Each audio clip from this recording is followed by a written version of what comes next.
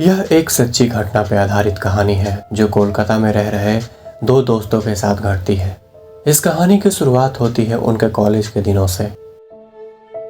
राज और अमन अभी अभी कोलकाता के एक कॉलेज में दाखिला लिए थे। नए दोस्त और नया कॉलेज उन दोनों को बहुत ही अच्छा लग रहा था। आज राज और अमन को अपने बर्थडे पार्टी पर कॉलेज के ही एक दोस्त ने बुलाया था। शाम के करीब 6 बजे दोनों पार्टी में पहुंचते हैं और पार्टी में जाने के बाद सब लोग एंजॉय करने लगते हैं।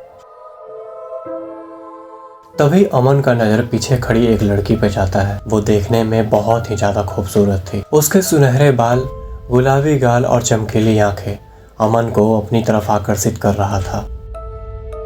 अमन को रहा नहीं गया और वो उस लड़की की तरफ जाता है। वो उस लड़की से उसका नाम पूछता है तो वो कहती है कि उसका नाम रागिनी है और अभी जहाँ वो रह रहा है वो उसी फ्लैट में रहा करती थी, लेकिन अब वो कहीं और रहती है।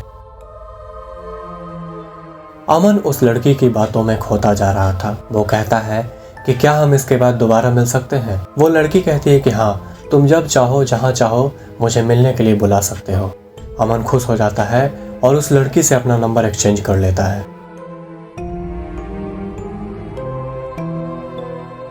पार्टी खत्म होने के बाद सब लोग अपने अपने घर लौट जाते हैं और आज रात अमन की आंखों में नींद नहीं था। वो उस लड़की के बारे में ही पूरी रात सोचता रहता है। सुबह होते ही दोनों दोस्त कॉलेज के लिए निकलते हैं। रास्ते में अमन राज से कहता है कि भाई तो यहीं रुक, मैं झाड़ियों में से सुसु करके आता हूँ। अमन को गए करीब करीब 10 मिनट हो चुका था, पर उसके अब भी ना लौटने पर राज को थोड़ा घबराहट होने लगा। इसलिए वो झाड़ी में जाता है और वो देखता है कि अमन किसी से अकेले में बात कर रहा है। वो उसे टोकता है और कहता है कि भाई तू किससे बात कर रहा है। अमन पीछे मुड़ता है और कहता है कि भाई कल रात जो लड़की मुझे पार्टी में मिली थी ना, देखो वो मुझसे मिलने आई है। पर राज को वहाँ कोई लड़की दिखाई नहीं देती है। वो कहता है अमन तुमने फिर दवाई नहीं ली ना, तुम जानते हो कि तुम्हें मति भ्रम की बीमारी है, फिर भी तुम दवाई नहीं लेते हो। दरअसल अमन को कल्पना करने की बीमारी थी। वो कल्पना में ही बहुत कुछ सोच लेता था और बहुत कुछ कर लेता था। पर राज को ऐसा कहने पर अमन विचलित हो जाता है और वो उसके साथ कॉलेज चल देता है।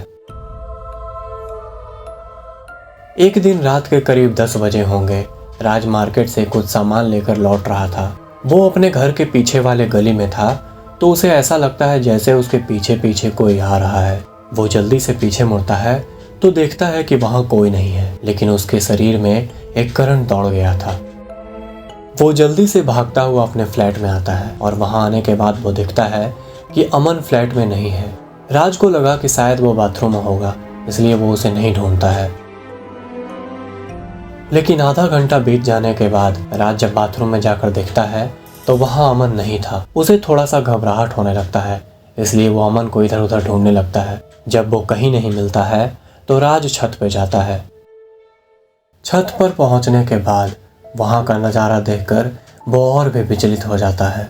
वो देखता है कि अमन छत के किनारे वाले रेलिंग पे पैर को सड़क के तरफ करके रेलिंग पे बैठा हुआ है और ना जाने किससे अनाप शनाप बातें किए जा रहा है। वो दौड़ता हुआ अमन की तरफ जाता है और उसे खींचकर रेलिंग से दूर करता है। यह देखकर अमन बहुत ज़्यादा गुस्सा हो जाता है और चिल्लाते हुए राज से कहता है, तुम्हें दिखाई नहीं दे रहा है क्या? मैं रागिनी से बात करने में बिजी हूँ और तुम मुझे खींचकर इधर ले आए। राज को थोड़ा गुस्सा आ जाता है और वो भी चिल्लाते हुए कहता है, किस रागिनी की बात करते हो?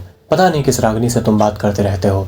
जो रागिनी है ही नहीं तुम मुझसे बात करते रहते हो। कहाँ है तुम्हारी रागिनी? दिखाओ मुझे क्यों नहीं दिखती है?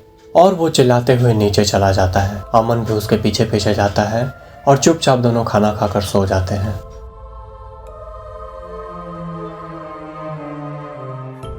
कल सुबह जब दोनों कॉलेज जा रहे थे तो अमन राज से कहता है कि भाई तुम्हें रागिनी के होने का सबूत चाहिए ना, तो आज रात में तुम घर के पीछे वाले जंगल में आ जाना। राज को थोड़ा हंसी आ जाता है और वो हामी भर देता है।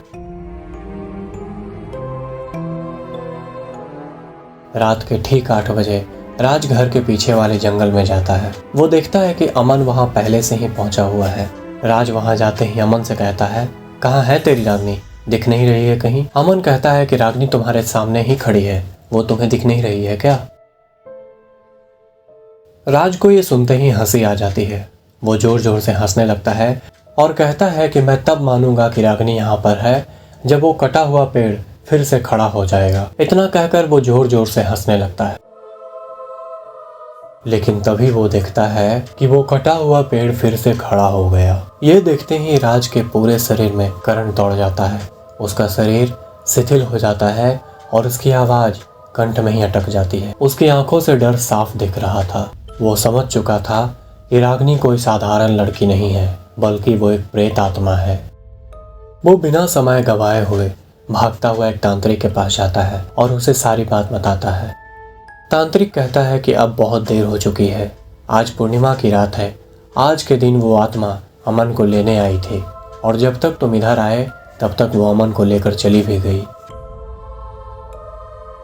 ये सुनते ही राज रोने लगता है और तांत्रिक के पैर पकड़कर उससे कोई उपाय मांगने लगता है, लेकिन तांत्रिक कहता है कि मरे हुए इंसान का कोई उपाय नहीं है, तुम अपने दोस्त को खो चुके हो। राज हताश हो जाता है और रोता हुआ अपने घर की तरफ लौट जाता है। कुछ दिन बाद राज भी उस फ्लैट को खाली कर देता है।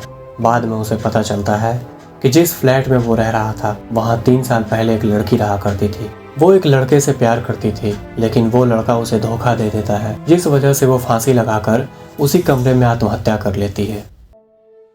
लेकिन उसका आत्मा सच्चे प्यार की तलाश में भटकता रहता था और शायद अमन के मिलने से उसकी ये तलाश खत्म हो गई। अब आप कमेंट में बताइए कि आपको ये कहानी कैसा लगा, और अगर कहानी पसंद आया हो तो वीडियो को लाइक कर दें और वीडियो को अपने दोस्तों में शेयर कर दें, और हाँ, चैनल को सब्सक्राइब करना बिल्कुल ना भूलें।